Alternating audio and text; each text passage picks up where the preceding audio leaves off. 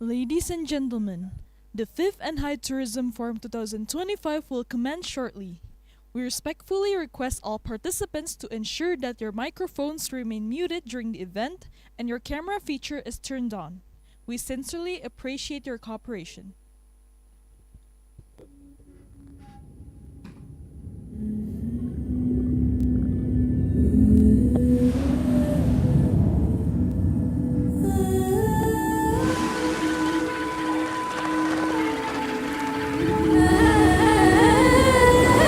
75,000 years ago, the biggest eruption on this planet centered in this land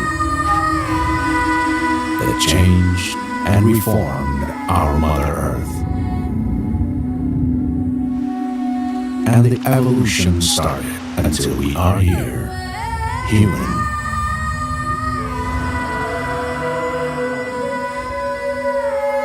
The first civilization was initiated in this land 2,500 years ago. It is one of the most historic places in Indonesia. The land of old soul and the untold wisdom. A place we call home. This enchanted land, these traditions have so many secrets for our life. We are here now to be blessed by the land. Oh, menjadi sangat diurau. Berburu dan itu akak nomor bisu. Oh, rumah. Saya tangi rumah. Saya borongnya. Ratu kita di Burtio. Boras! Boras! Boras! And now, this is the time to reveal our truth. To be one within. And to discover the wonder of life.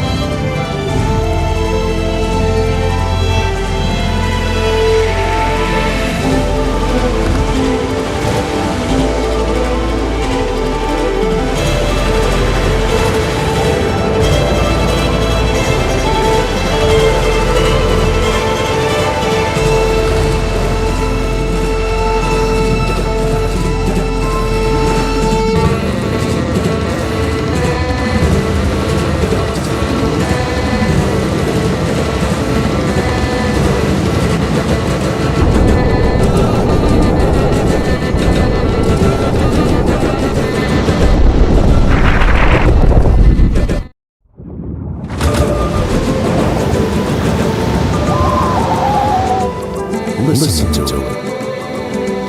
The song of the universe.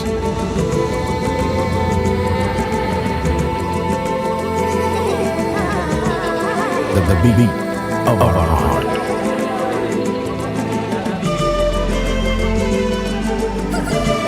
The fire inside. The wonder of nature.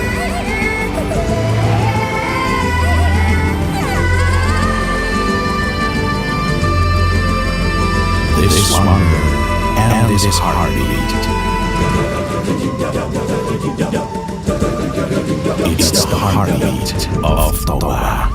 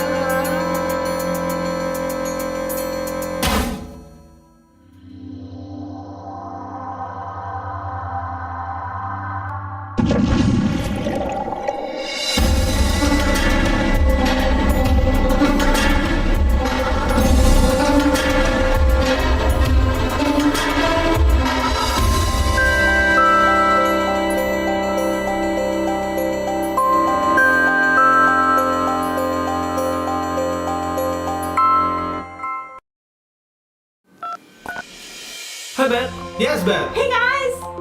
You ready to go? I'm super ready. Yeah, see you there. I'm on my way.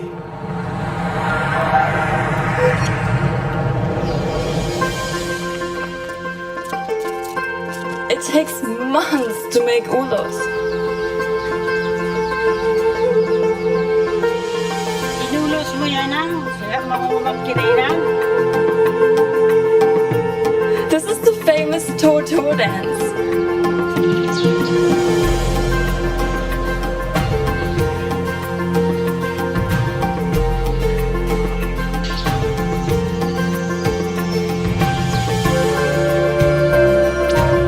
Look at the stunning Holborn Hills. Wow.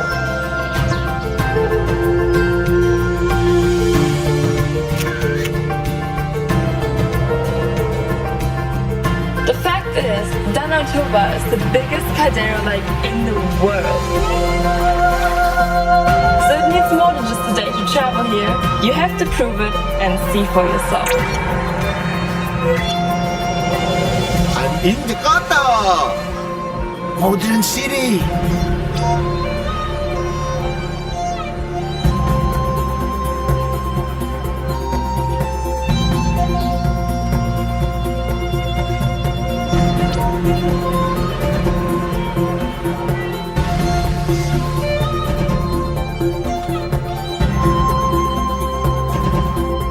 You know guys, Jakarta has 47 museums that you can visit.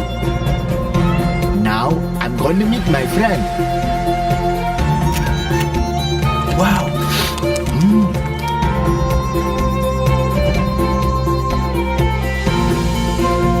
This mask, they believe can fight them from bad things.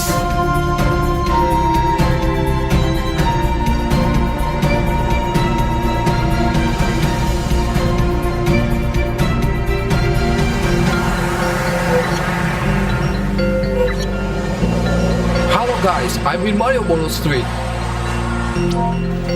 I'm trying to do batik here. Guys, it's called Wayang Kuli, UNESCO World Heritage.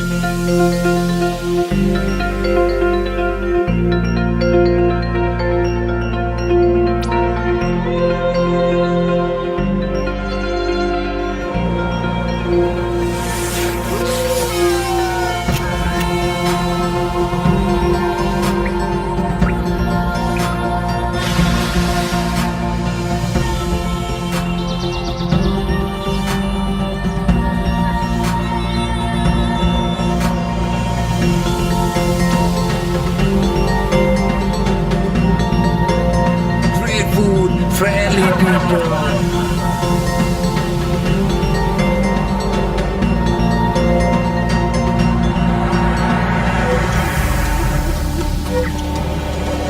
Here I am! Love, Majo!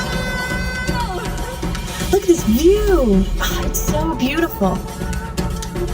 The Komodo, the last real dragon on Earth.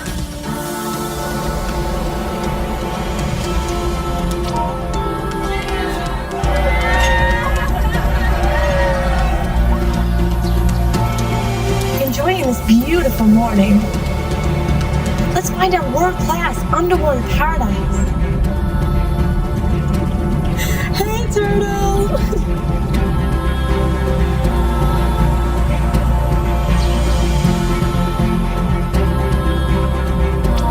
Who doesn't want to roll around in this pink cotton candy sand?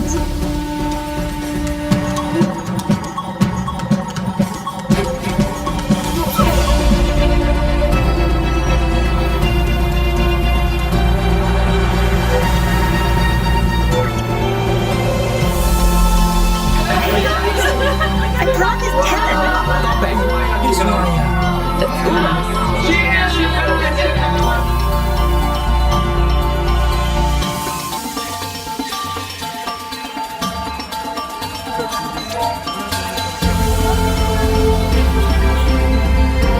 It's the cleanest village in the world. Let's take a selfie.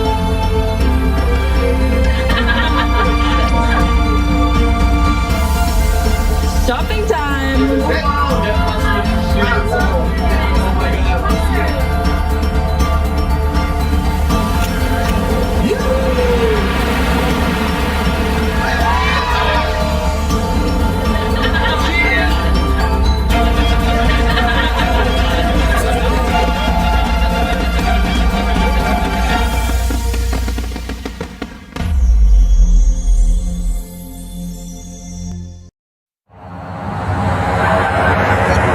I just arrived and now let's go and have a look.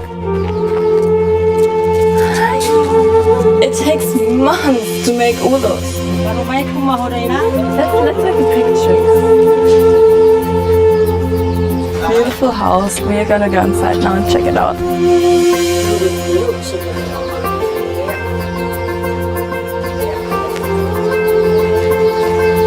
Inulos mo yan ah. Makumbak kita yun ah.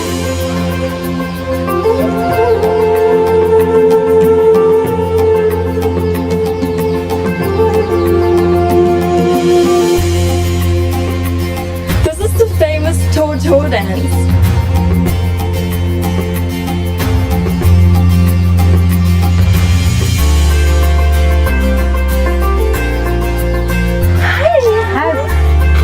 Let's take a picture.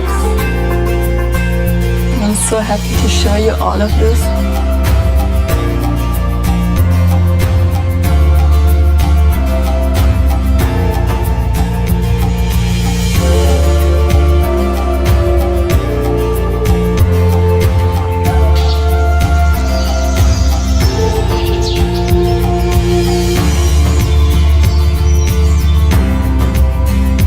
This scenery, look at this view. Oh, there comes my food. I'm having some traditional food here and look at it guys, it looks amazing. It smells delicious.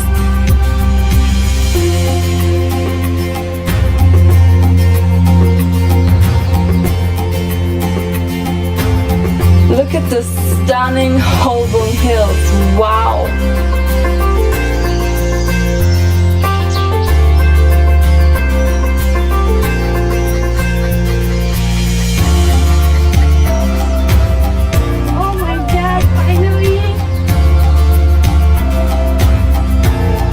Let's make a selfie.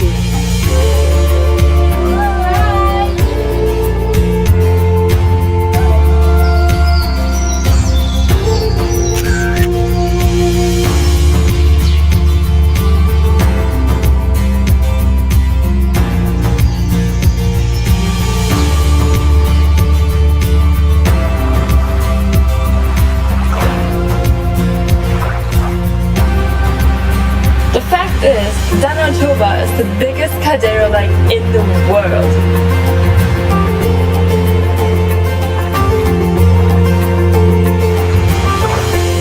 So it needs more than just a day to travel here. You have to prove it and see for yourself.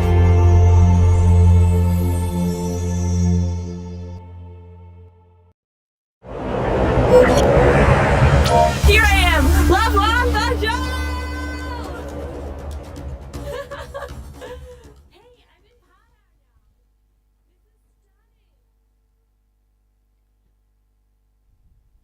Assalamualaikum warahmatullahi wabarakatuh.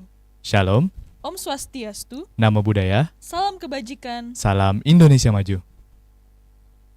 The Honorable Dr. Anwar Masatip MM.Par CE, Director of NHI Bandung Tourism Polytechnic, The Honorable Dr. Endang Komesi Sinaga SSMM.Par CHE CHRMP, Deputy Director for Academic Affairs and Quality Assurance of NHI Bandung Tourism Polytechnic and all members of management, the Honorable all speakers and moderators, the invited guests in this event, and also we would like to welcome all presenters and participants of the 5th NHI Tourism Forum 2025.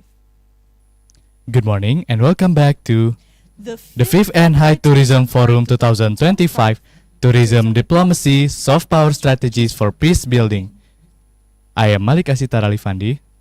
I'm Najila Apostolova, and it is an honor to be your master of ceremony for today. On this special morning, allow us to present the sequences of today's agenda. First, we will be having the second day plenary session, Followed by parallel sessions, and we will conclude today's event with the closing ceremony.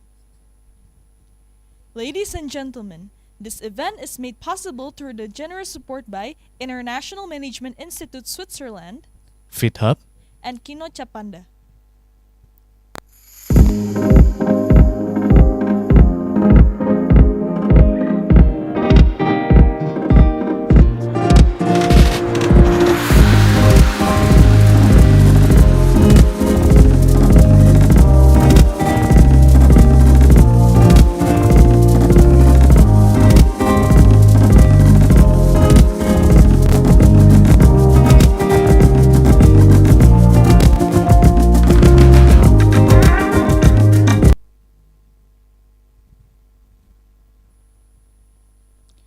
Moving on the next agenda, we are going to have the second plenary session with theme Digital, Innovation and Ethical Responsibility in Sustainable Tourism.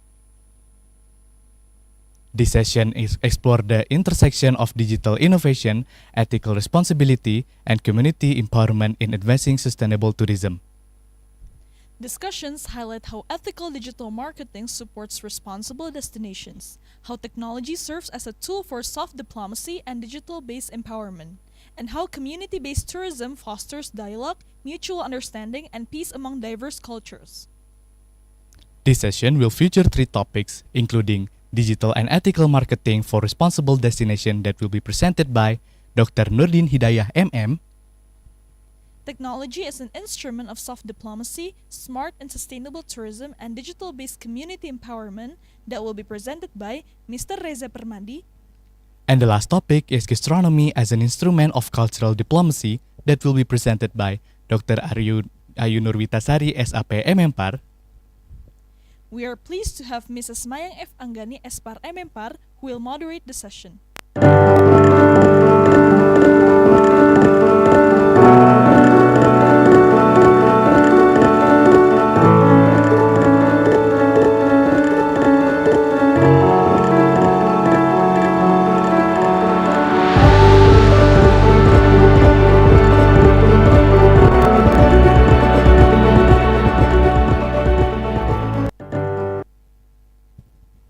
The first topic will be presented by Dr. Nurdin Hidayah MM to Mrs. Mayang F. Anggani and Dr. Nurdin Hidayah. The time is yours.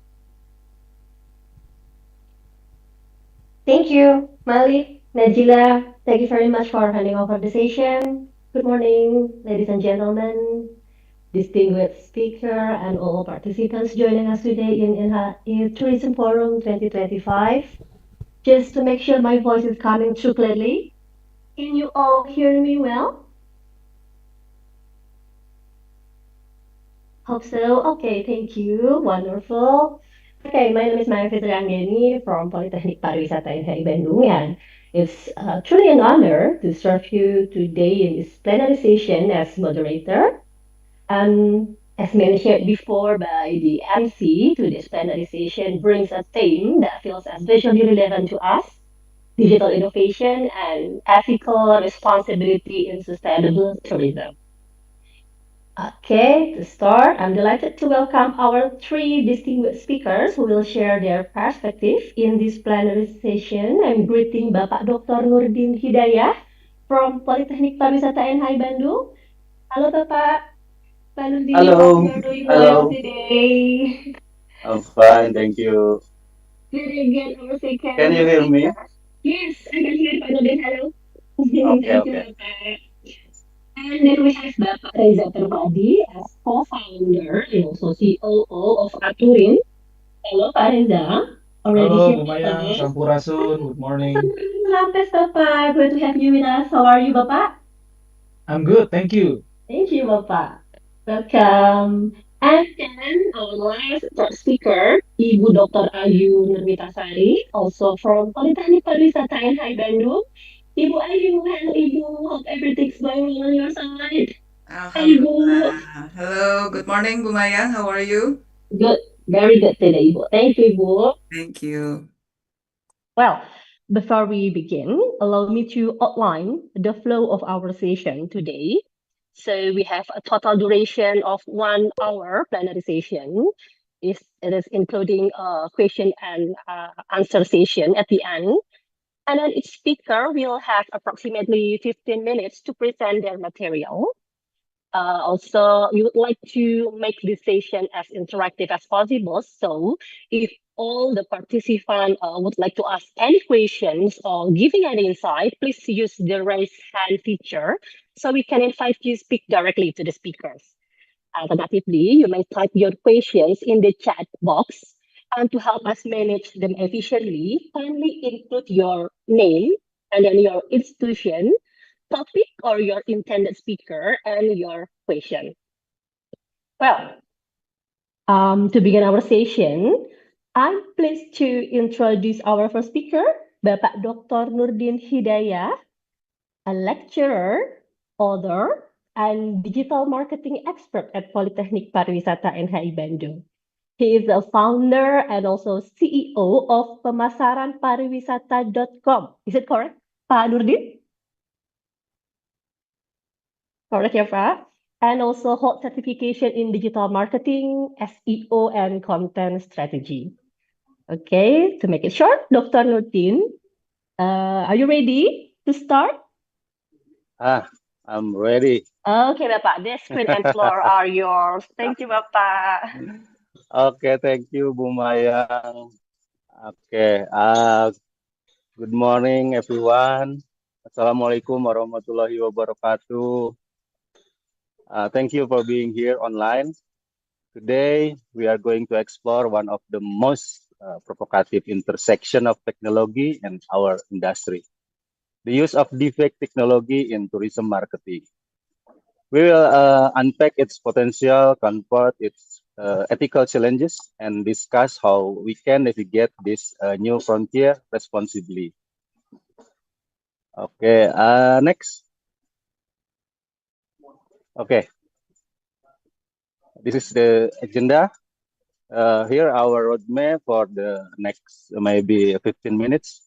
We'll start by understanding what we are dealing with, then move to its appeal for our field. Critically examine the significant ethical dilemmas, look at some conceptual cases, and finally propose a framework for responsible innovation. Okay, next. Okay, this the rise of deepfake technology. Deepfake are no longer science fiction powered by AI technology like GANs. They can create media that it's increasingly indistinguishable from reality. While the headline often focus on malicious uses, this technology holds transformative potential for creative industry, including tourism. The key question is not if it can be used, but how it should be used. Okay, next. Okay, here is defect technology Google Trends. In Google Trends, defects start trending in 2016 and are still increasing to this day. Maybe can you all see the figure. Okay, next. Okay, develop for tourism marketing. They are hyper personalism, recreating the unrecreatable influences scalability, language, and cultural localization. For marketer, this is a dream tool. Imagine being able to offer every high-value client a personalized video invitation from a virtual ambassador, or being able to market a rainy destination with perfectly sunny AI-generated visuals.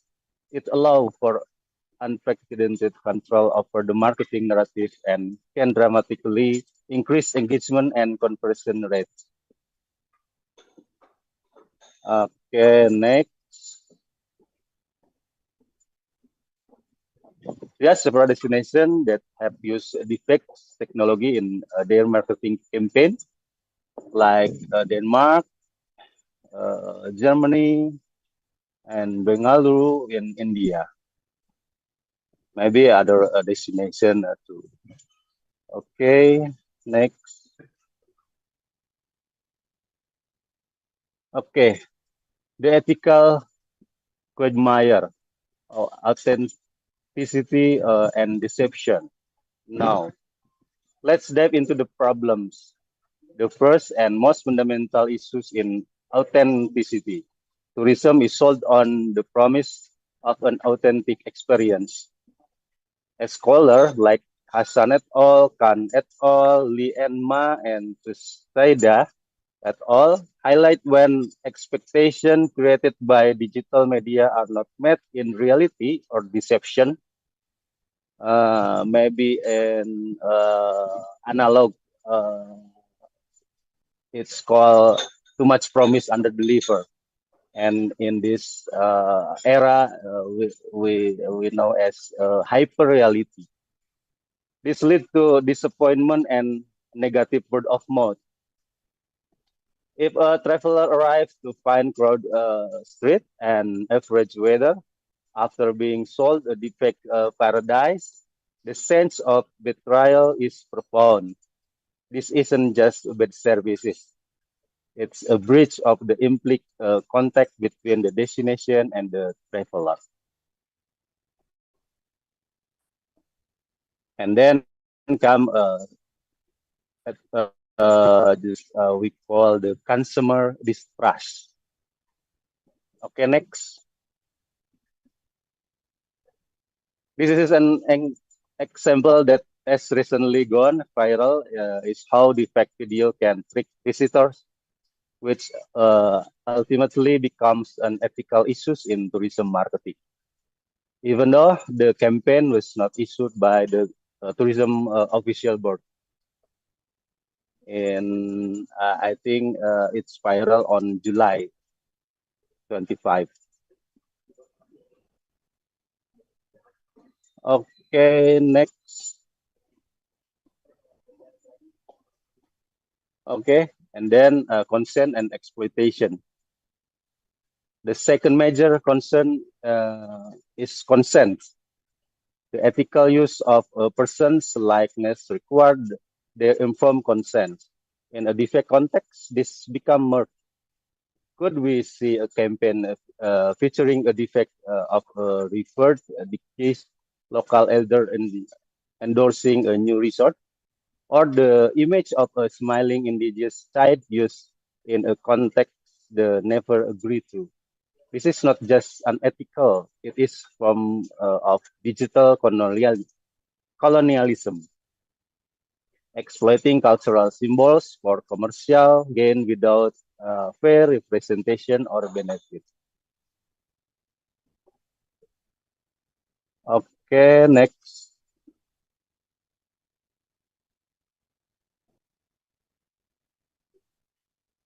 Finally, we have the threat of misinformation.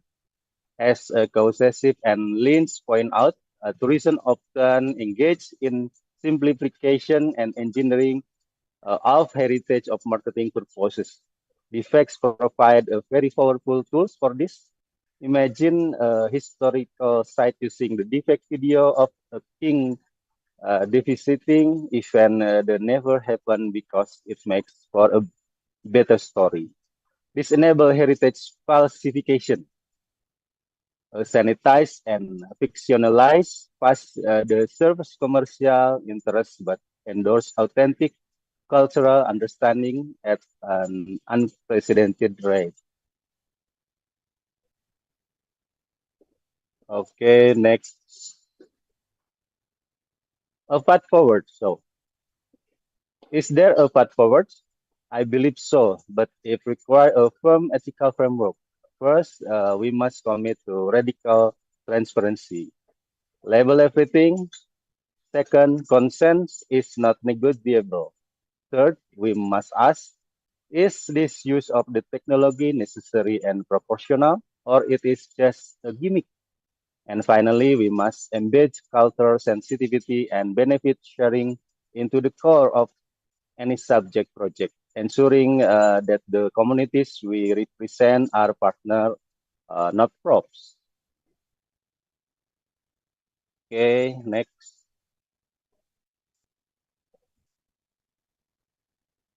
Okay, here are conclusion. In conclusion, defect present us with a classic double-edged sword. The power to create, it also the power to mislead. The choice is ours. We can either slide down the slippery slope of a short-term engagement at the cost of long-term trust, or we can navigate this new frontier with a moral compass. Let's choose to use this technology not to build Potemkin villages, but to build more meaningful, transparent, and respectful bridges between cultures. The authentic human experiences of discovery must remain at the very heart of what we do.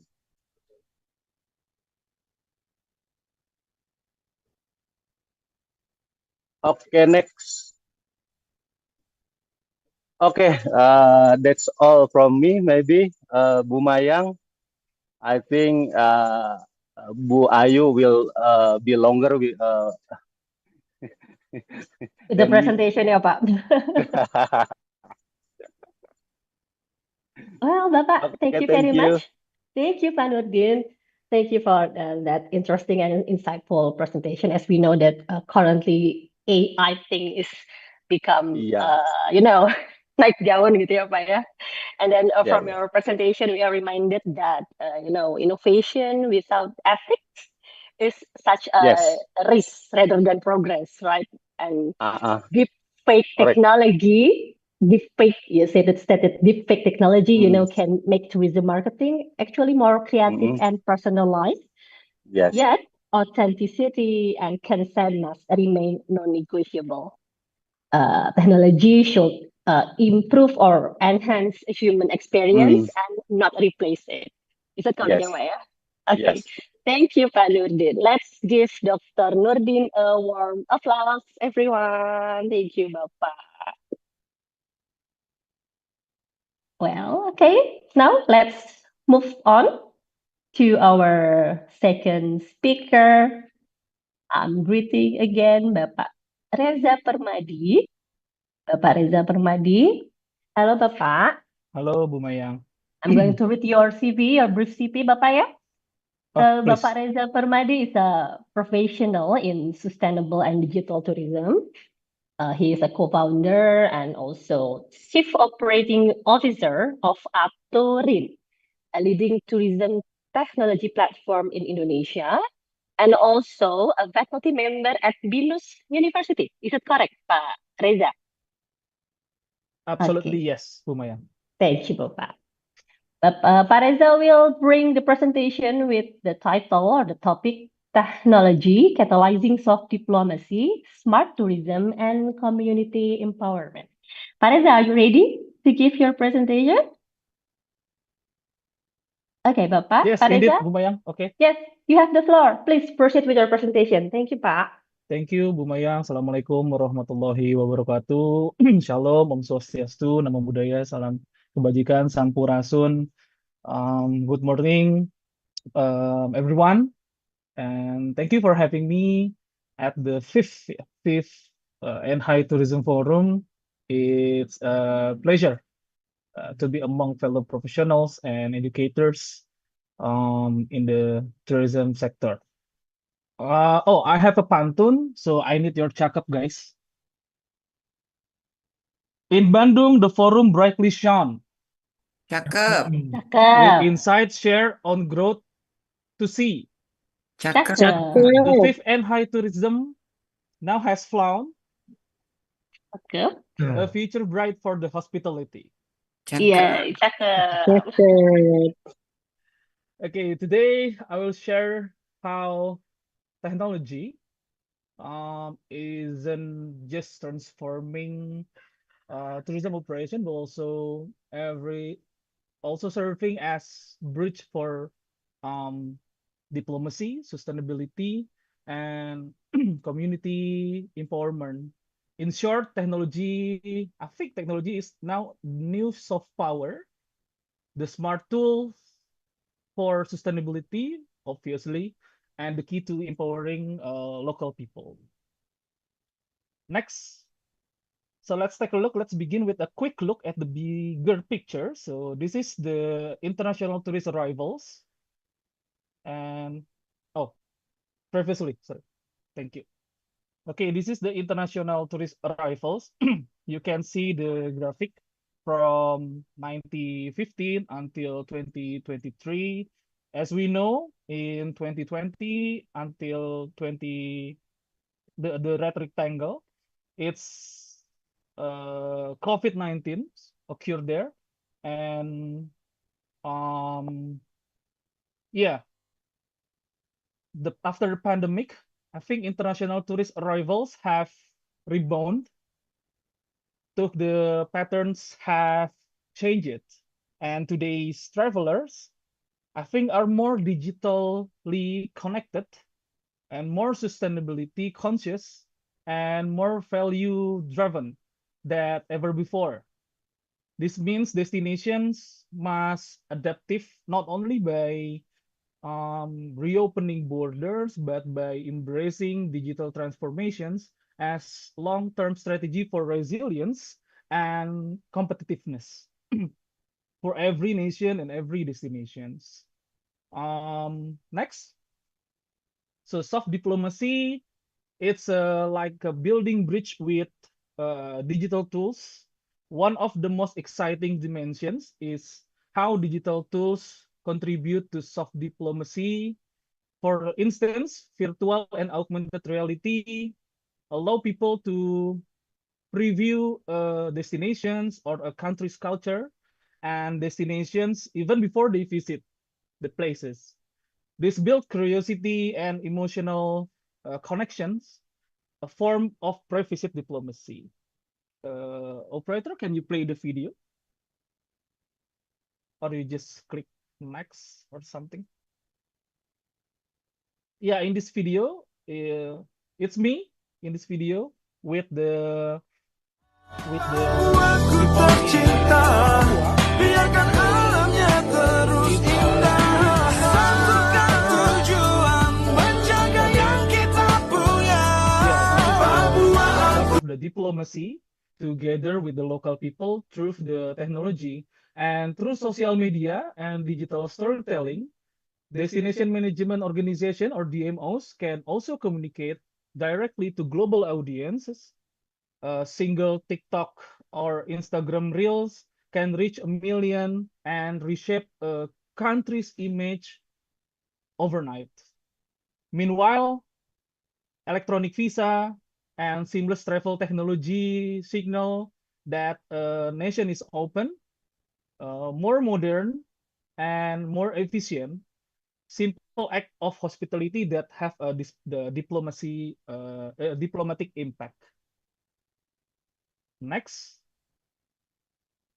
So yeah, this is the smart and sustainable the technology for managing resources. I have two example.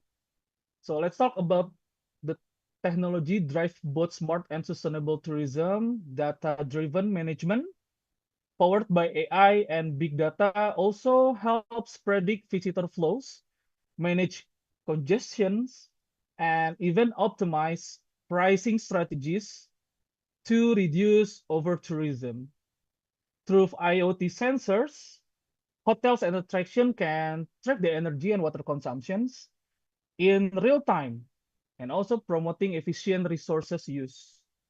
And with digital only ticketing or carbon calculator, we minimize waste and make travelers more aware of their footprint. For example, our own carbon calculator, carbon.aturin.com. So we provide a platform that helps travelers calculate emissions and learn how to offset the carbon dioxide. And it's turning awareness into an action. So from calculating the carbon emission into action to offsetting the carbon. Next. Okay, we just talking about the sustainable tourism, sustainable and smart tourism and soft diplomacy with digital tools, and now empowering local communities through digitalizations. Of course, technology must not only benefit tourists for operators, it must also empower local communities. First, through financial inclusion, mobile payment, and financial technology ensure that income from tourism stay within local communities safely and transparently. As we know, we all of the pegiat wisata use KRIS currently. And second, digital platforms give communities a voice and ownership. They can manage bookings. They'll can tell their own stories and define their own sustainability standards in social media and on internet. And third, we see co-creations that local using review platform or social media to engage directly with visitors, receive feedback directly, and improve their offering and also manage their review of their business. So this transforms tourism into a collaborative and inclusive experience while local people use the digitalization of technology. So actually it's a video, but I'm not sure if you can play the video with the audio.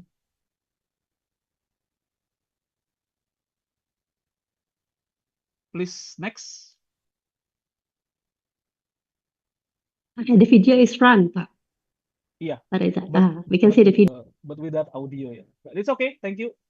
Can you next operators? Thank you very much. And this slide is case study. Case study the digital technology in tourism village in Indonesia. So we are together with the Ministry of Tourism, Ministry of Digitalization and Communication. Um, yeah, I think one of our most inspiring initiative in tourism village digitalization program, we have adoption of digital technology in tourism village program. So this program equips rural tourism destinations with technology to strengthen their management and promotions. We introduce several technology and digital platform like point of sales and financial reporting, also system to ensure transparency and better tracking of village income to the like a PADES or pendapatan untuk for BUMDes.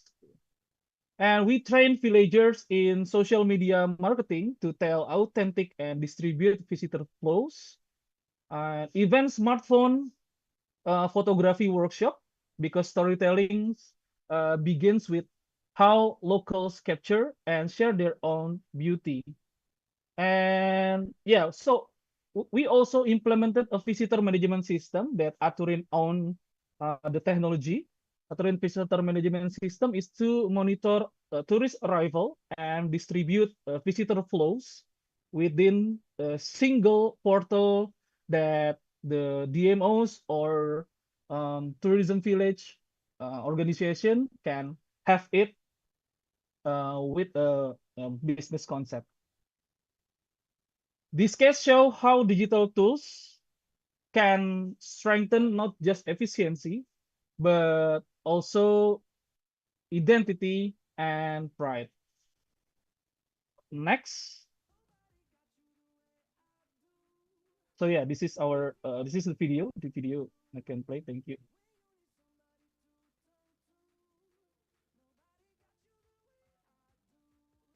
Next. So I think this is my last slide. So how do we measure success? There is three things. First is economic value, social value, and sustainability or environmental. So economically, this digital initiative has increased direct revenue for local communities and diversified income beyond traditional sectors.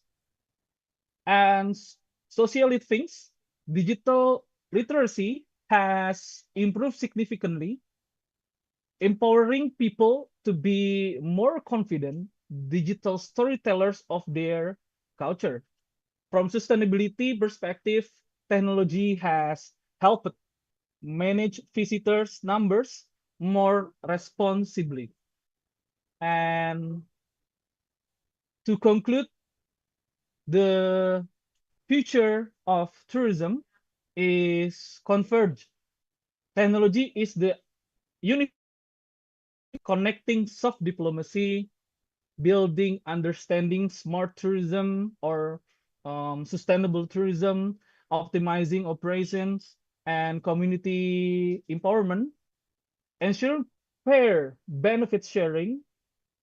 If we embrace this convergence wisely, and I believe we can make tourism more inclusive, more intelligent, and inspiring for all. I think enough for me, for my slide. Thank you. Thank you for listening my presentation and getting back to Bu Mayang as a moderators. Thank you very much. Thank you, Pareza. It's quite comprehensive and such an inspiring perspective. Let me make a short conclusion from your presentation that you have shown us that technology is not only about efficiency, right? But it's about also connection. Digital tools can strengthen diplomacy, sustainability, and community inclusion when used with empathy. Also, smart tourism at its best, it's not just intelligent but also human. It empowers people, protects the planet, and also brings progress that truly benefits everyone. Okay, Pareza, thank you very much. Let's give Pareza our appreciation and a virtual round of applause. Thank you, Pareza. Okay, let's move on. Now we will continue to our third and final speaker. Okay, I'm greeting Ibu Ayu Nurwitasari. Hello, Bu Mayang, I'm here. Ibu Ayu, hello Bu. Let me read your brief CV, Bu. Okay, please, thank you. Okay, Dr. Ayu Nurwitasari, senior lecturer and also coordinator of Indonesian Gastronomy Studies at Polytechnic Pariwisata NHI Bandung. She has over 2 decades of experience in culinary education, research, and cultural promotion. Bu Ayu also served as chef mentor for several international culinary competitions and also as an expert team member for the Ministry of Tourism and Creative Economy. Bu Ayu, are you ready to give your presentation? Yes, Bu Mayang, I'm ready. Yes, Bu Ayu, your topic is gastro diplomacy. Quite interesting. Gastronomy as an instrument of cultural diplomacy. Bu Ayu, we are very pleased to have you with us. Please begin your presentation. Okay, thank you, Ibu Mayang. Good morning, distinguished guests, our moderator, Ibu Mayang, and fellow speakers, Dr. Nordin and Mr. Reza. It is a pleasure to join plenary session 2 of the NHI Tourism Forum and share insight on gastrodiplomacy, gastronomy as an instrument of cultural diplomacy. Okay, next slide.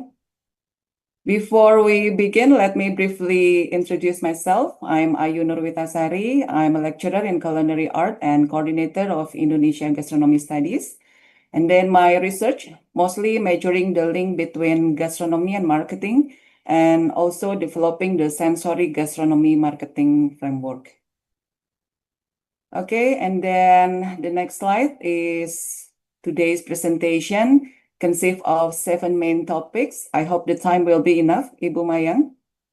And then next slide, we begin with the introduction. Okay. Next slide, please. Okay. According to the definition from UNWTO, gastronomy is the art of food and regional cooking styles, while Indonesian dictionary defines it as the art and science of preparing delicious dishes linked to culture and philosophy. And in this sense, gastronomy connects art, culture, science, and identity, expressing creativity and tradition through cuisine. And then next slide. Okay, this is the very interesting research shows that gastronomy is an interdisciplinary field connecting around 15 aspects of human life. The first one including history, and then communication, politics, economics, agriculture, and technology. And then that shape how people understand and give meaning to food in gastrodiplomacy. And then we can see that gastronomy acts as an instrument of cultural diplomacy, and then where culinary heritage tells stories of history and identity, and then supported by media, and then politics and technology to build national branding and global engagement. And then thus, gastronomy becomes a strategic medium for promoting cultural understanding, and then respect and collaboration, of course, through the universal language of food. Okay. Next. Okay, and then we can see in the slide, this quote shows how food lets people experience a country without visiting it, reflecting gastrodiplomacy, using cuisine as a cultural bridge, supported by gastronomy's interdisciplinary role in cultural diplomacy. Next. Okay, in this slide, we can see the background. This research highlights gastronomy as a tangible and intangible heritage that reflects national identity and cultural memory. Through ethnography and digital heritage, culinary traditions become cultural narratives, making gastrodiplomacy a tool to express identity and foster intercultural dialogue through food. Okay, next slide. To the background of gastrodiplomacy. Okay, next slide. Sorry. Okay, thank you. And then we can see in the slide, the background of gastrodiplomacy traces back to Thailand's Global Thai Program in 2002, the first national effort to use cuisine as diplomacy, inspiring global interest in gastronomy, soft power, and cultural identity. And then later on, countries like Indonesia, South Korea, Malaysia, and Taiwan launched the same programs, from diaspora restaurant mapping to digital gastronomy campaign. And then the purpose is to promote culture through food. And then today we can see that gastrodiplomacy has become a soft power tool, uniting anthropology, communication, and international relation with chefs, embassies, and influencers, sharing identity and diplomacy through food worldwide. Okay, next slide. And now let's move to the definition of gastrodiplomacy. It is a form of public diplomacy that uses food as a cultural language to express a nation's identity and values. And then the goal is to win the hearts and stomach.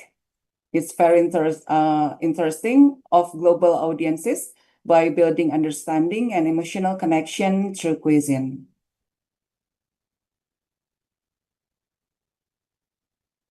Okay, next slide. Okay, next we will explore the concept of gastrodiplomacy, which forms the foundation of our discussion for today. Okay, gastrodiplomacy is a form of soft power diplomacy using food to promote a nation's image, heritage, and cooperation. It also serves as a medium for cross-cultural dialogue, building understanding and goodwill, and also while nations use iconic dishes to strengthen identity and nation branding through food-based cultural exchange. Okay. And then the next slide. Okay, now that we've explored expert perspective on gastrodiplomacy, let's see how gastronomy acts as a medium of cultural expression. It goes beyond food preparation, serving as a language of identity, a symbol of heritage, and a tool for cross-cultural understanding that connects people and nation through shared culinary experiences. Okay, next slide. And then in this slide, we can see the recent research shows that gastronomy functions as a soft power in cultural diplomacy, where nations use food to project identity, values, and heritage globally. Through gastrodiplomacy, culinary experiences become tools for goodwill, cultural dialogue, and nation branding. And then we can see from here that turning dishes into symbols of international connection. Okay, next. And then this slide is finding shows that cultural diplomacy is a strategic tool in international relations using culture, of course, and then it's including food, arts, media, and education to foster understanding, dialogue, and cooperation, and then also for building emotional connections and mutual respects beyond politics. Okay, next.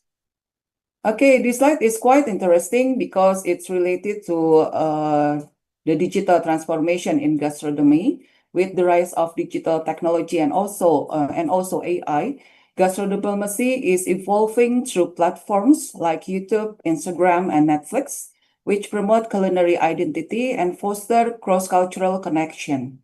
And then we can see from this platform, digital transformation boosts visibility and, of course, innovation, while AI enhances personalization, improves the storytelling and data-driven cultural promotion, and in the new era of digital gastrodiplomacy. This is a very quite interesting research result.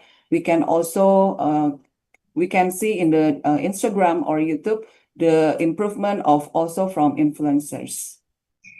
Okay, next slide. Okay, from the previous explanation, it can be illustrated that digital transformation strengthens the gastrodiplomacy by giving local cuisines global exposures through social media and streaming platforms, fostering emotional cross-cultural connection, and then also AI innovation further enable trend analysis, personalized promotion, and enhanced diplomacy, creating global culinary engagement. This is a very interesting topic. And then that is more accessible and culturally connected. Okay, next. Okay, in this slide shows the key elements shaping a nation gastronomy. The first one is geography, history, ethnic diversity, etiquette, recipes, and taste. And then together, they define a country's culinary identity, reflecting its heritage, culture, and national character. Okay, this is based on a survey. This slide highlights food power in diplomacy. 84% of people want to visit a country after tasting its cuisine, and 55% change their perception of it. It shows how gastronomy effectively shapes national image and also global connection. Okay, as you see in the slide, there is pictures shows that key actors in gastrodiplomacy. We can see from chefs, farmers, and local producers to educators and policymakers. And then each contributes the promoting national identity through food, proving that diplomacy can begin in the kitchen and reach the global stage. Okay. In continuation, these are the key actors of gastrodiplomacy. The first one is governments, and then diaspora communities, chefs, and the private sector. And then each contributes to promoting national cuisine and strengthening cultural identity through food diplomacy on the global stage. Okay. Following the key actors, this slide highlights national gastrodiplomacy initiative implemented worldwide. Each country promotes its cuisine as a part of cultural diplomacy. For example, we can see the Thailand's Global Thai Program, and then Korea's K-food promotion, and Indonesia's Spice Up the World. And then we can see this is showcasing how food becomes a strategic tool for national branding and global engagement.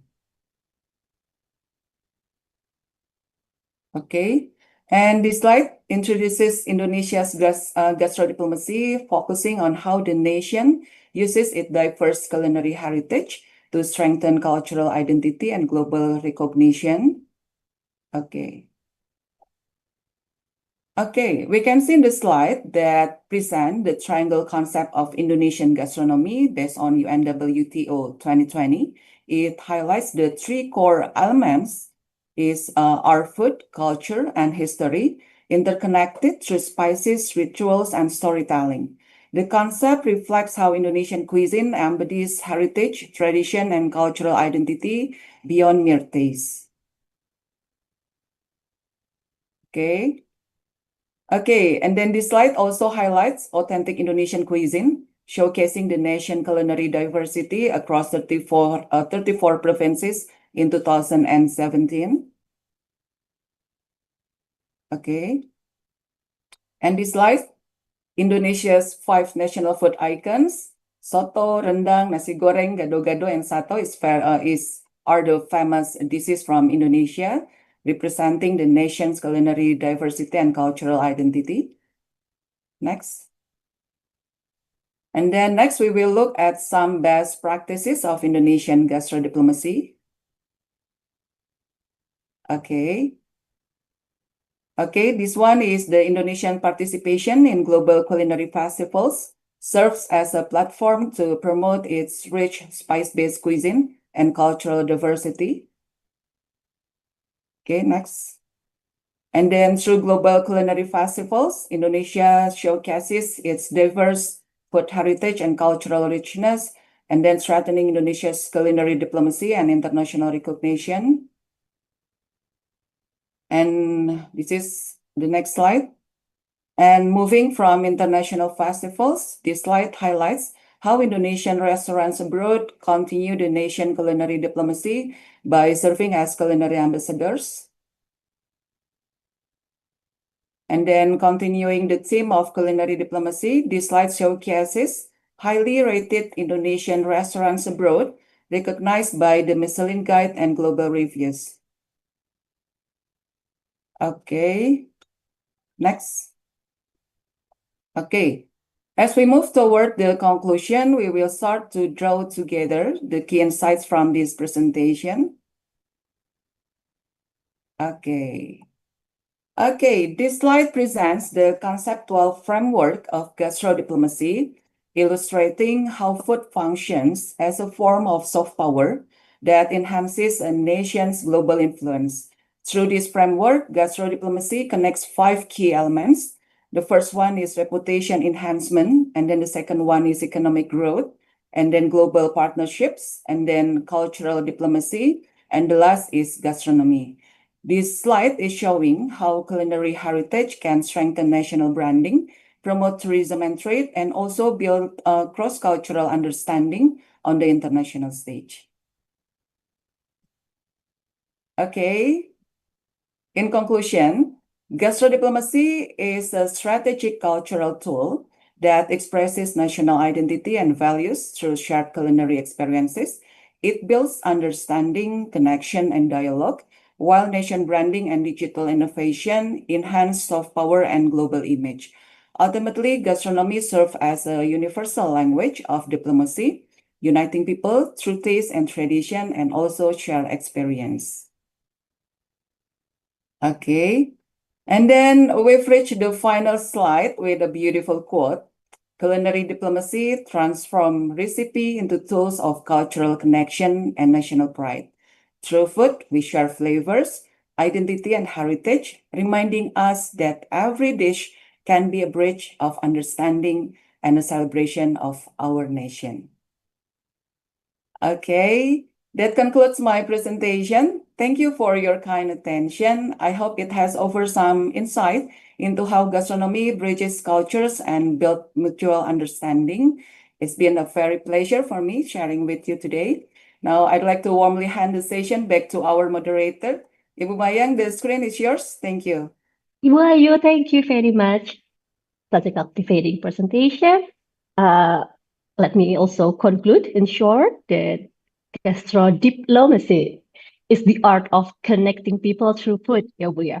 It uses cuisine to share culture, build understanding, and also create dialogue beyond nations, beyond borders. Yes, in simple terms, it shows that diplomacy can begin with a shared meal and a genuine taste of hospitality. Correct. Thank you, Bu Ayu. Let's give Dr. Ayu our heartfelt applause. Thank you, Bu. Well, thank you very much once again to our three distinguished speakers, Bapak Nurdin Hidayah, Bapak Reza Permadi, and also Ibu Ayu Nurwitasari for their outstanding and thought-provoking presentation. Okay, now that all speakers have completed their remarkable presentation, we still have around 15 minutes left for our Q&A session. This is the moment for you, dear participants, to engage directly with our speakers. So if you have any questions or reflections, please feel free to raise your hand by using the raise hand feature, or you can simply type your question in the chat box with the format that I have shared to you before, and I'll be happy for you to read them out. Okay, now we will open the floor for questions or reflections from the audience. I see. Oh, we already have one question from the chat box. Is it Ibu or Bapak Arfa from ITBM Polman? Bapak or Ibu Arfa? Will you ask directly the question to the speakers here, maybe? We are about to make the session interactive. You may want to ask directly to the speakers.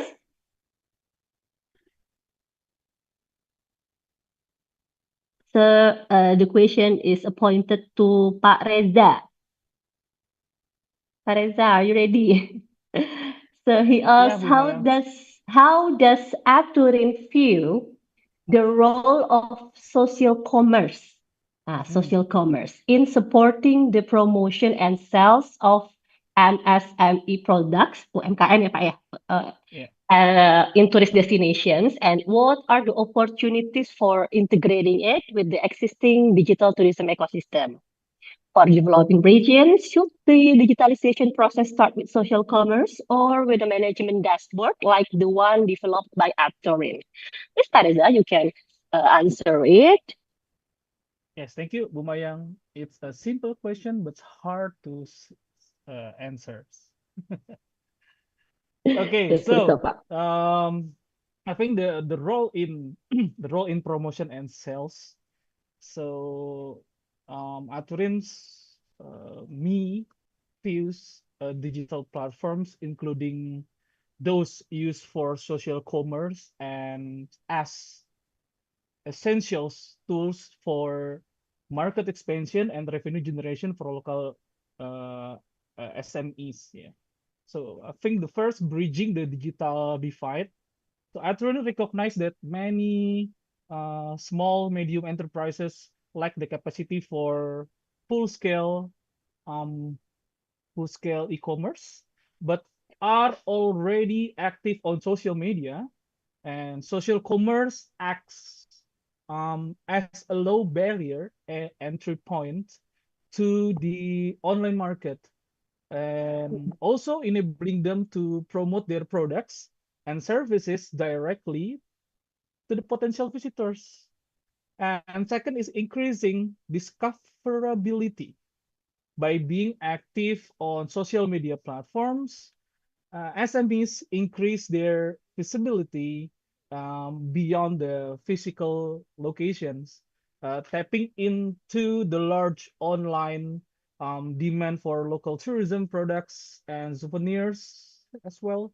And as noted by the high rate of online shopping adoption in Indonesia. And the third is empowerment through digital literacy. And I think this initiative often involve like training stakeholders and how to market digitally and making them active participants in digital tourism economy rather than just passive recipients. So the true power lies in integrating this grassroots sales efforts with the structured management tools as Aturin provide just only for tourism products. So we have Aturin visitor management system to digitalize some tourism packages and online tickets, activities. So that's why Aturin it's not an online travel agent. Aturin is a platform that provide technologies, tours, and activities. And from this TTA, technology, tourism, and activities, we unified data capture, so we inform strategy, and so we streamline operation between Aturin and our partners like DMOs and tourism village body. And so while social commerce handles the front end interactions, the dashboard that we have handles the back end governance, such as generating automated financial reports and managing inventory or bookings, ensuring that sales activity contributes to transparent and I don't know, maybe more being sustainable in management to our partners. I think that's that I can say to Bu or Kak Arfa. Oh, yeah, Kak Arfa. I think it's also clear enough. I saw that Kak Arfa already give you love emoticon. It means maybe it's clear Oh, enough ya, Pak ya. thank Kak you. Arfa, thank you for the question and Pak Reza for your complete and comprehensive answer. Let's go through to another question. We already have Bapak Syahrial from Poltek Makassar, and the question is appointed to Ibu Ayu. Ibu Ayu, Ibu I'm Maya, going to I'm blow here. you. Yeah, number one question. How can culinary diplomacy help boost a country's tourism and economy? Followed by second question. What is the role of traditional food in culinary diplomacy? That's all the question, Ibu. Yes. Okay, thank you, Pak Syahrial. Thank you for the good question. Yeah, your question is how can culinary diplomacy help boost a country's tourism and economy? Okay, according to my presentation, we can see that gastro diplomacy, maybe in the slide number, can you show the slide, Ibu Mayang? Okay, the committee, Try please. to answer in the right way.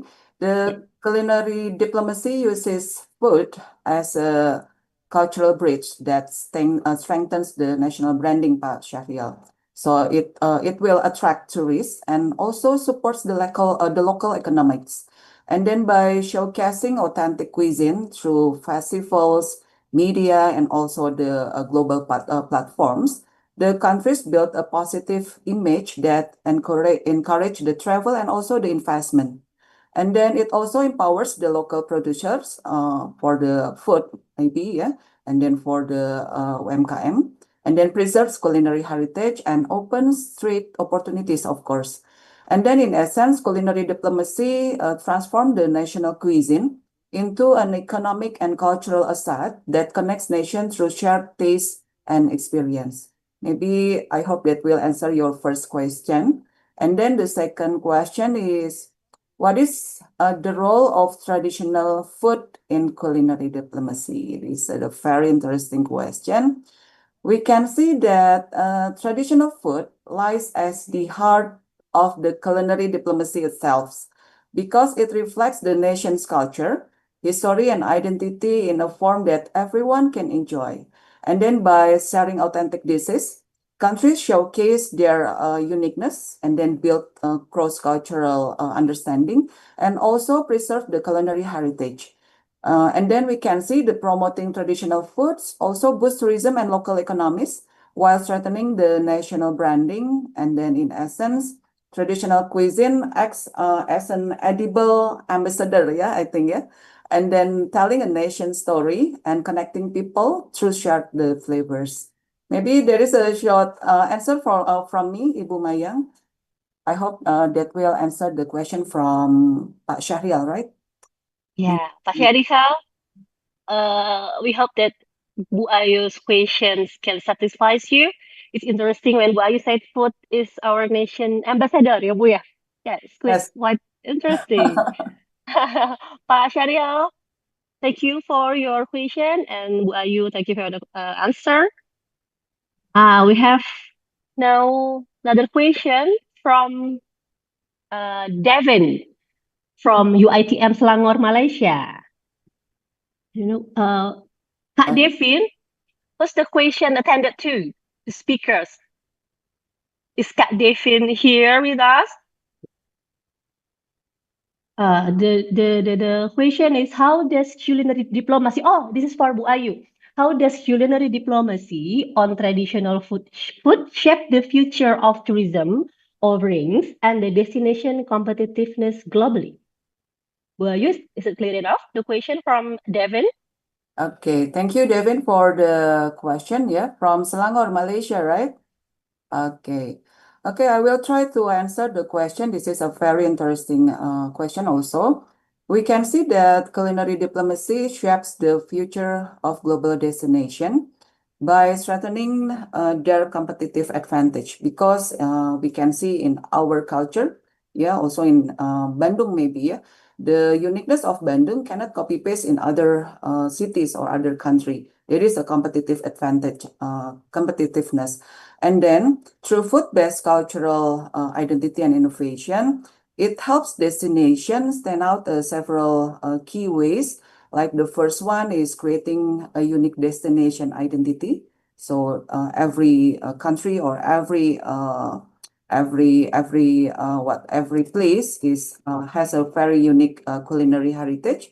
And then the second one is driving sustainable experiential tourism because we can see in gastronomy or gastro diplomacy, we are not only just try the food and then go home, but we have an experience interactive with our local hosts, yeah, and then share the experience through the food.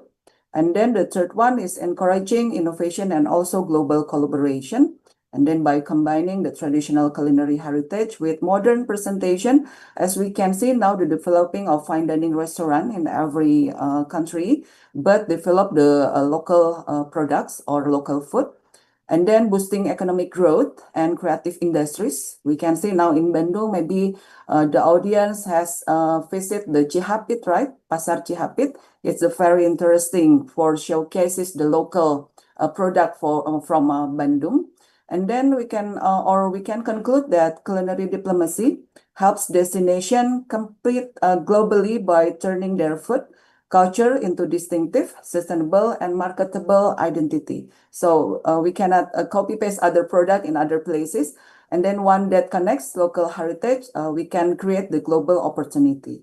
Maybe that's all that I can answer, Ibu Mayang, from the question from Devin. Thank you, Ibu Mayang. It's complete already, Devin. We hope the answer is satisfy you. Thank you. And then I have already reminded by the committee that the time is 5 minutes left, so I will read one more question for the last question. We have a question from Virginia from Poltekad NHI Bandung, and the question is appointed to Pak Nurdin.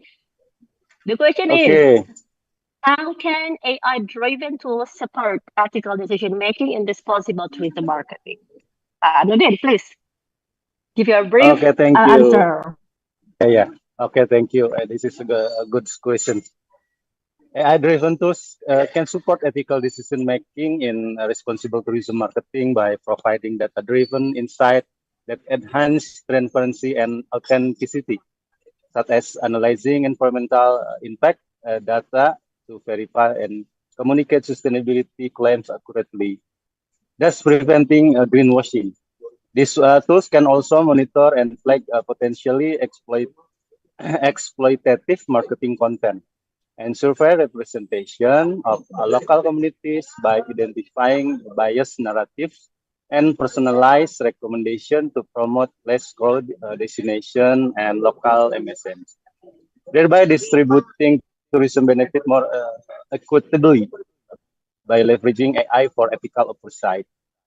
Marketer can align promotional strategies with genuine sustainable practices, building a greater consumer trust and supporting long-term destination stewardship. I think that's all from me, Bu Mayang and Virginia, Virginia. ya, Kak Yeah, Virginia. Virginia. Pak Nurdin, thank you. Ya, ya. Well, yeah, it's clear enough. Thank you, Pak Nurdin, Pak Reza, Bu Ayu. Thank you for the thoughtful questions and response. Your insights truly enrich our understanding of how innovation, diplomacy, and culture can work together for sustainable tourism.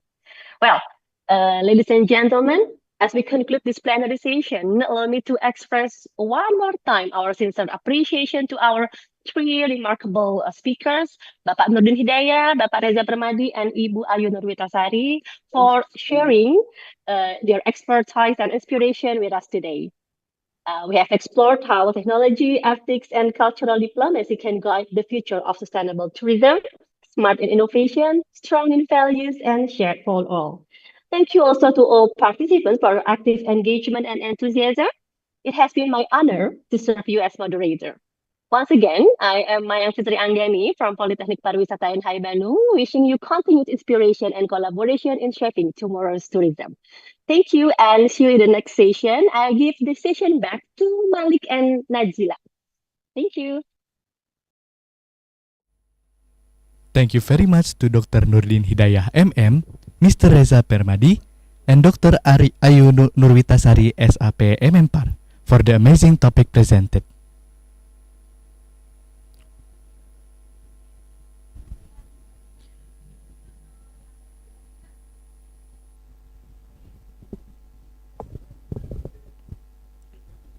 Also, biggest thank to our moderator in this plenary session, Mrs. Mayang F. Anggani Espar MMPAR.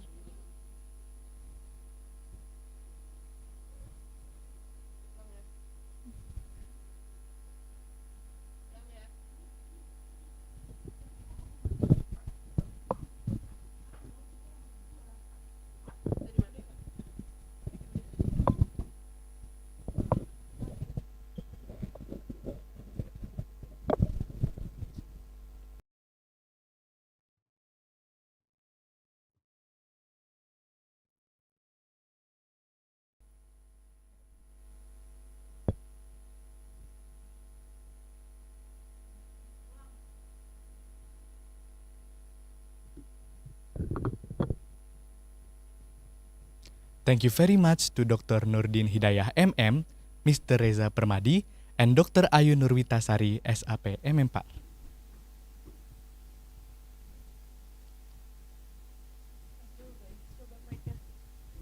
Tes 1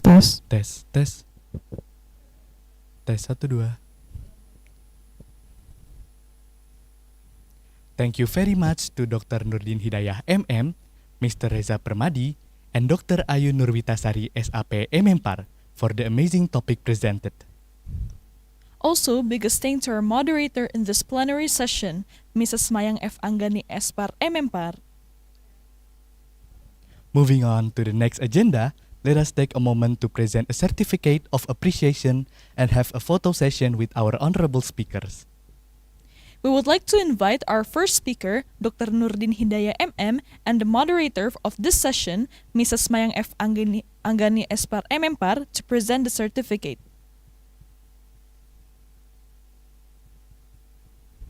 We will guide photo session in 3, 2, 1. Once again, 3, 2, 1.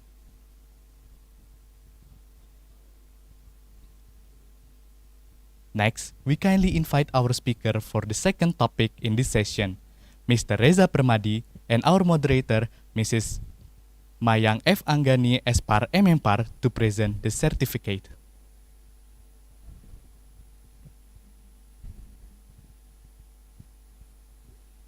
We will guide photo session in 3, 2, 1. Once again, 3, 2, 1.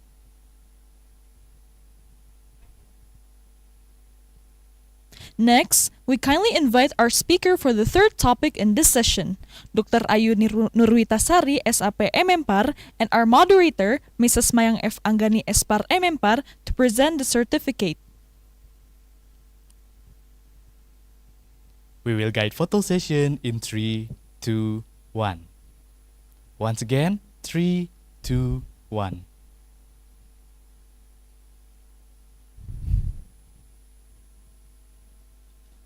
Last, let us have a photo session with all speakers.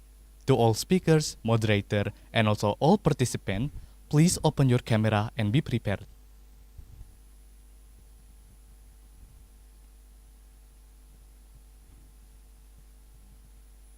We will guide photo session in 3, 2, 1. Once again, 3, 2, 1. Thank you for our speakers, moderator, and also all participants.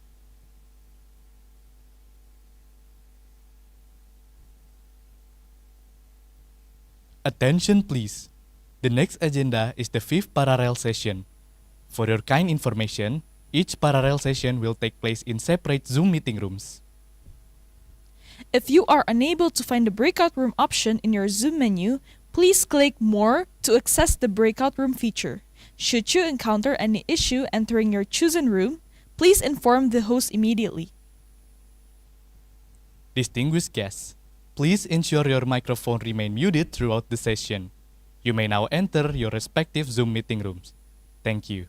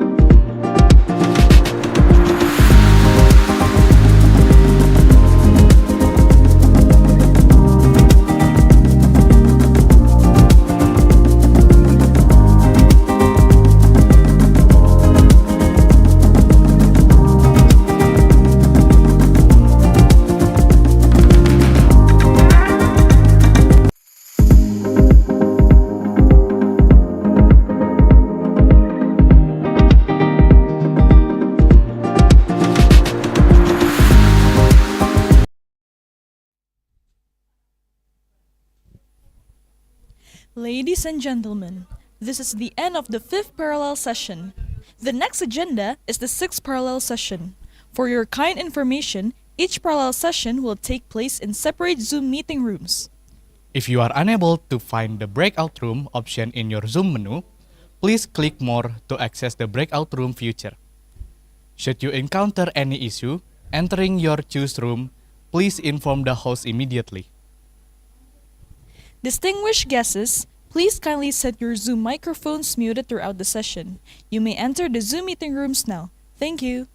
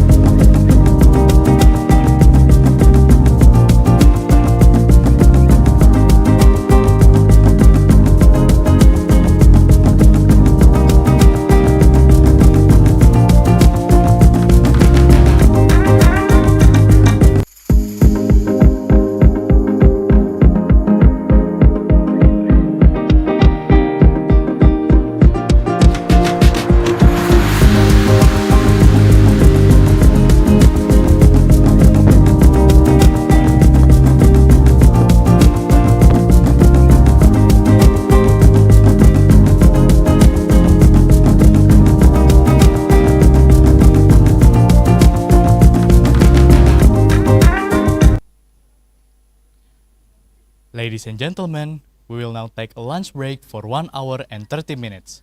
The second parallel session will resume at 1:15 p.m. GMT plus 7 Indonesian time. We kindly request all participants to rejoin the Zoom meeting 15 minutes before the session begins. Distinguished guests, please ensure your microphones remain muted throughout the session. Your cooperation is highly appreciated.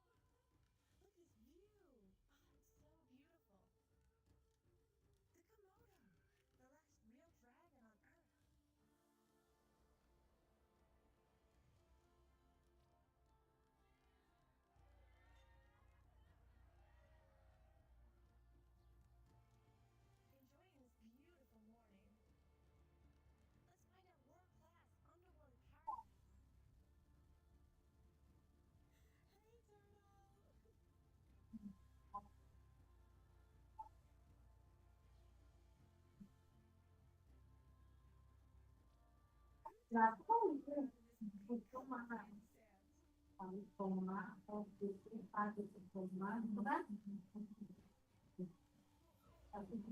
village in the world.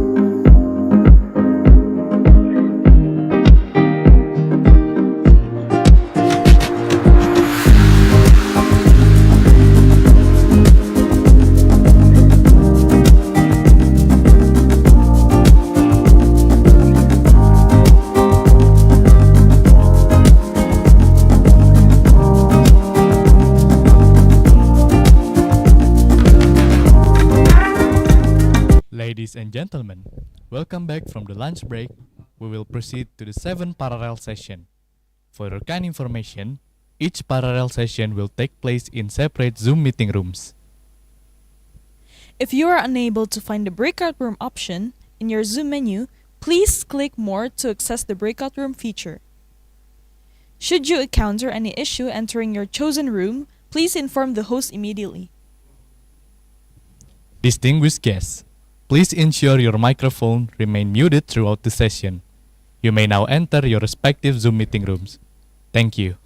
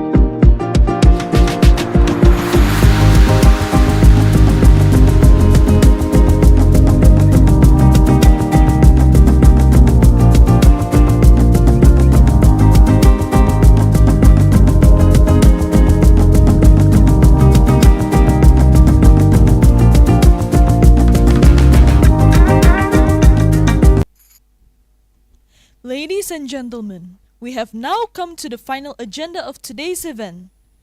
The closing ceremony of the 5th NHI Tourism Forum 2025.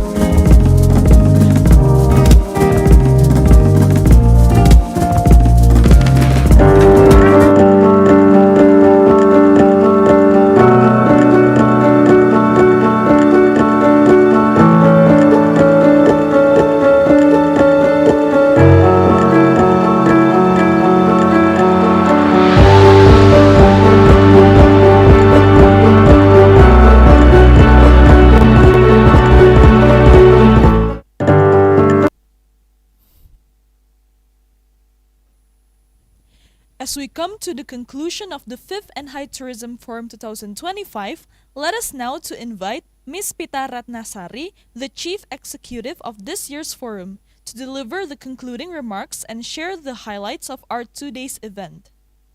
Ms. Pita Ratnasari, the time is yours.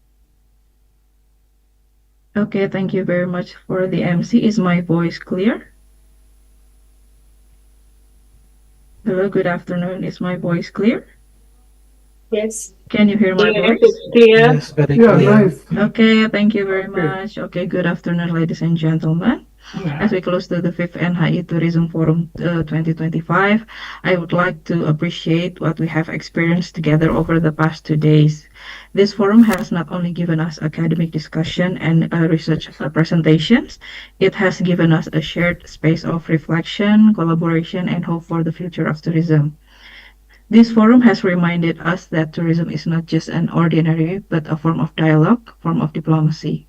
From the keynote session on inclusive tourism for persons with mobility impairments, we were challenged to rethink accessibility, not as a technical issue, but as a question of dignity, respect, and equal participation. Our plenary sessions showing how community-based tourism, sustainable travel management, cultural heritage, and digital innovation can act as a peaceful connectors. We learned that tourism diplomacy happens not only in meeting rooms, but in villages, festivals, culinary streets, digital platforms, and storytelling traditions. Across 7 parallel sessions, we saw real example of soft power in action, from cultural diplomacy at Ngarsopuro Night Market and along the spice routes, to astrotourism in Malaysia, agroecotourism in Lampung, and community resilience strategies from Garut to Central Java. To digital tourism tools, virtual reality, and AI use not just to promote destination, but to empower marginalized communities. One strong message repeated across session was this: tourism diplomacy begins with people, local people, travelers, host communities, and change makers. If tourism is to shape international relationship, it must first honor those who live in destinations, protect the environment that sustains them, and ensure that development does not to leave anyone behind. This forum was a reminder that we share a responsibility as educators, researchers, practitioners, and students. We are shaping the mindset of the next generation of tourism leaders who must not only skilled but ethical, inclusive, and globally aware. On behalf of the organizing committee, I want to express heartfelt gratitude to everyone, to every contributor, our keynote speakers, plenary speakers, session moderators, researchers, presenters, and all participants who join us on a site or online. Your insights, questions, and ideas are what made this forum meaningful. May the conversation start here, continue in classrooms, research project, policy making, and future collaborations. And may the spirit of this forum remind us that tourism, when guided by humanity and purposes, has the power to bring the world closer together. Thank you very much once again, and may peace, collaboration, and responsible tourism continue to guide us forward. See you at the 6th NHI Tourism Forum. Thank you very much. Good afternoon, everyone.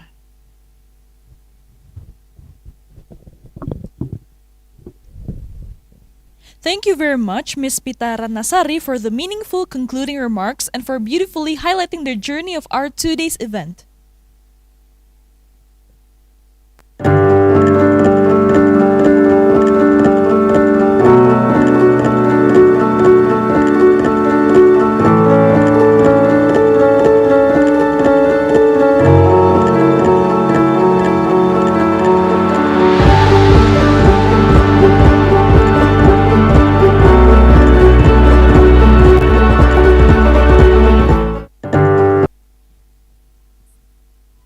Next, we are honored to invite Dr. Endang Komesi Sinaga, SSMM Par CHE, Deputy Director for Academic Affairs and Quality Assurance of NHI Bandung Tourism Polytechnic, to deliver the closing remarks. Dr. Endang Komesi Sinaga, the time is yours. Oh, thank you very much for the time. Is it my voice clear? Very clear, Bu. Thank you so much. Well, good afternoon, everyone. Assalamualaikum warahmatullahi wabarakatuh. Salam sejahtera bagi kita semua. Distinguished guests, esteemed speakers, presenters, and participants, as we come to the close of the 5th NHI Tourism Forum 2025, I extend my deepest appreciation to everyone who has played a role in making this event a remarkable success. Throughout our sessions, we have reflected on the theme tourism diplomacy, soft power strategies for peace building, and explore how tourism can serve as a powerful platform for fostering mutual understanding, collaboration, and global harmony.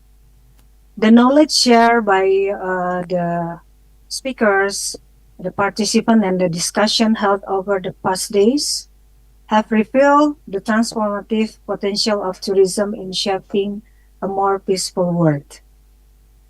This forum has also reaffirmed our collective commitment to the United Nations Sustainable Development Goals and strengthened the role of NHI Bandung Tourism Polytechnic as a regional center for peace tourism research, connecting academics, practitioners, and policymakers with a shared purpose.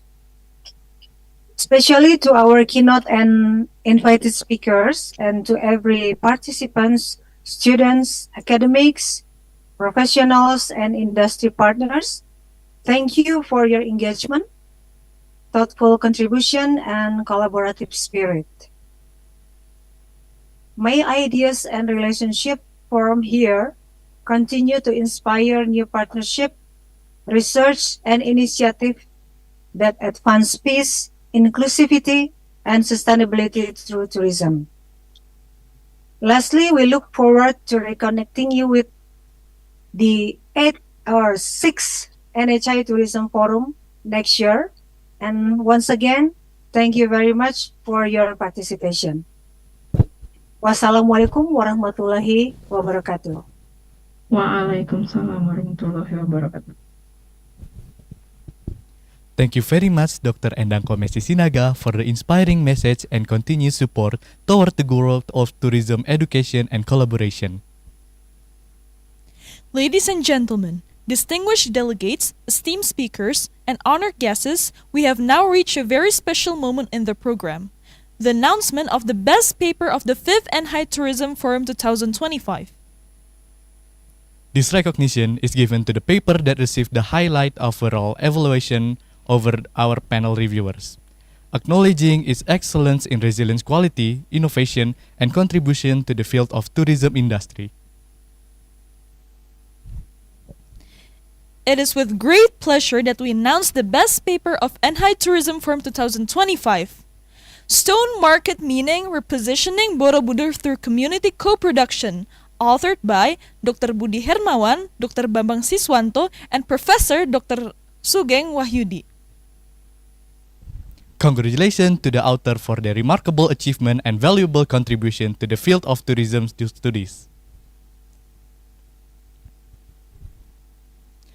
To commemorate this achievement, we would now like to invite Dr. Endang Komesti Sinaga, SSM Par CHE, Deputy Director for Academic Affairs and Quality Assurance NHI Bandung Tourism Polytechnic, to kindly present and certificate the representative of the author. Dr. Budi Hermawan, Dr. Endang, and Dr. Budi, please join us on screen. Wow. We will guide photo session in 3, 2, 1. Once again, 3, 2, 1. Once again, our warmest congratulations to the best paper winner. Congratulations, Pak Budi and your team. Great. Thank you, thank you, thank you.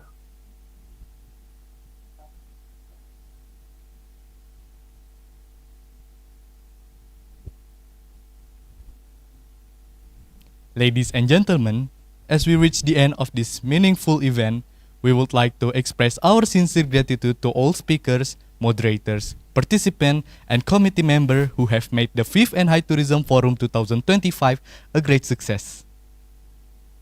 We would also like to express our appreciation to our respected partners, International Management Institute Switzerland, FIDHub, and Kino Chapanda, who have contributed to the successful implementation of this event through their generous supports.